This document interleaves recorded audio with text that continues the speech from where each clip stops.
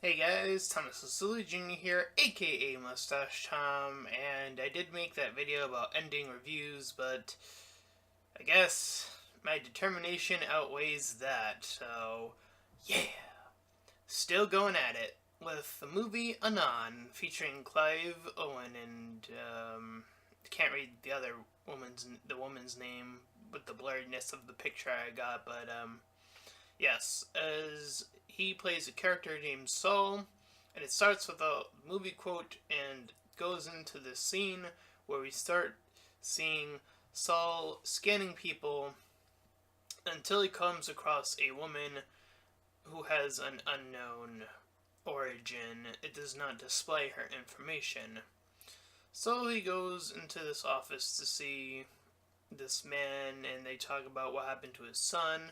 He talks about, and he finds the memories of all these other victims and so on and so forth, trying to figure out crimes, and that is his job, to look into the people and find out what their crimes were. And so far, their crimes were pretty easy. He was able to evaluate every situation and use the memories to essentially make things for cops super easy. However, they one day, or at the same day later on, arrive at a new crime scene. They see that this human, the dead human that they're looking at, he was hacked. Therefore, the assumption of the main character is to look into the girl he was looking at before, this unknown girl, or woman, I should say. So, when he goes back home, he has some one-on-one time with this lady, only to still be distracted by this other Anon woman, thus leading to a more break-us-off type of deal. Pretty cliche, where the detective guys, has the wife that's far removed from the picture, already has moved on. That is the case here as well. And he is able to see that eventually the file that he had on this Anon girl is entirely removed altogether. So he talks to this other guy named Lester about the situation, and they want to hire other hackers to find this woman. So she gets herself removed from this other guy who works with Saul. So as Saul's walking around, messing with some kid in this zombie hologram thing, after that unnecessary scene, kind of, quite frankly, we see that the lady has also removed herself from everyone else within the vicinity of where she was walking. So he's looking at afterwards, he's looking at his own memories, and he's trying to contact his wife, Crystal, who wants to talk about his dead son, based off of, trying to rekin a possibility, but maybe, perhaps, or just remember the son in general, but she doesn't want to deal with that anymore. So the killer does two more ladies in. They arrive at the scene. They see that the cop asks if someone else was there to this other lady that survived. Unfortunately, the cop is shot dead, leaving Saul to search the remaining area, trying to give chase to this ghost, as it were. Follows the figure to the subway, trips because of his own, what he's seeing is not what it appears to be. He sees this train, which isn't really there, then it gets hit by the actual train. So we see that the actual hacker got into Saul's head. So he decides to go undercover as this big shot, trying to lay it all out, while Lester gets in on it as well. And they are trying to recruit the Anon girl that we have been seeing. So he goes on about having more sex, and he's looking for all these unknowns, and he finally meets her.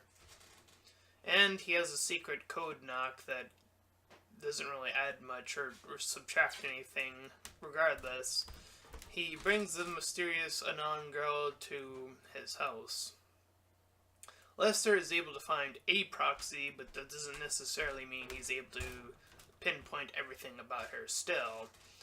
So, while that's going on, the Anon girl is slowly but surely erasing the memories of this hooker that the guy purposely slept with, and shows him how she is able to pull this off.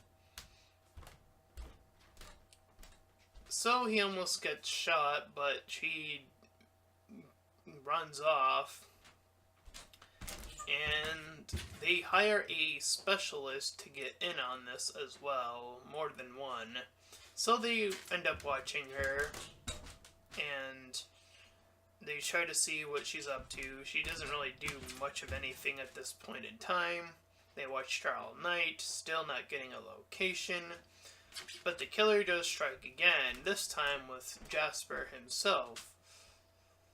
And this makes Saul want to become more like the Anon, try to remove, himself from the picture. So they try to patch him up again to remove some of his stuff. So she comes back to him and removes this deal that he went through just to get her back. He asks her questions about her lifestyle, and then they kiss and have sex. So after the more sex, she decides to frame him, and it pretty much works as intended. He gets removed as a detective, which is very cliche.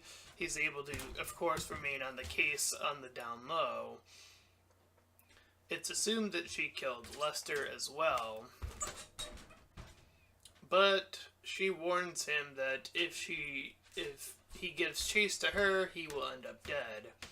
So he removes most of his HUD to only remain on this simple little dot thing. And now she's able to see through his eyes, or it's assumed that anyway. So she gets, she's able to do all this hacking stuff.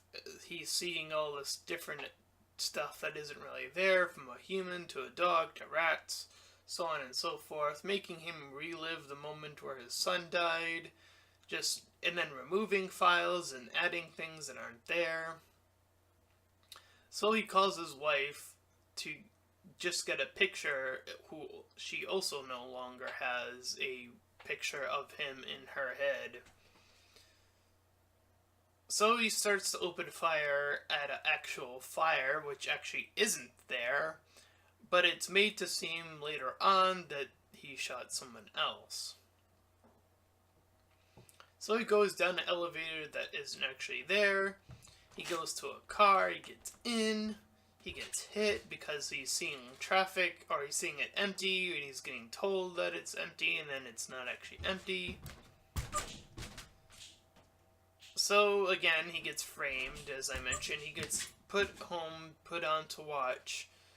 So he decides to put on his gun without looking at it, and then closes his eyes to remove his sight from the others. So he's able to take out one of the guys watching him, and is able to investigate the building where he last saw her. And he hears her voice, and she says that she wants to show him that it actually wasn't her at all. So she does, and it shows that someone else had actually fired before, and she moved in on it. So the remaining officers remove his entire title, which still doesn't really do anything. The hacker, that being her, removes or loops his movement so that he's able to sort of move about a little bit more. But he gets hacked again and he starts shooting. So we see that the hacker guy is actually the one that they got in on to hack on her. He was the one who was actually responsible. So they brought in the killer, essentially, and didn't even know that they brought in the killer to help them find her.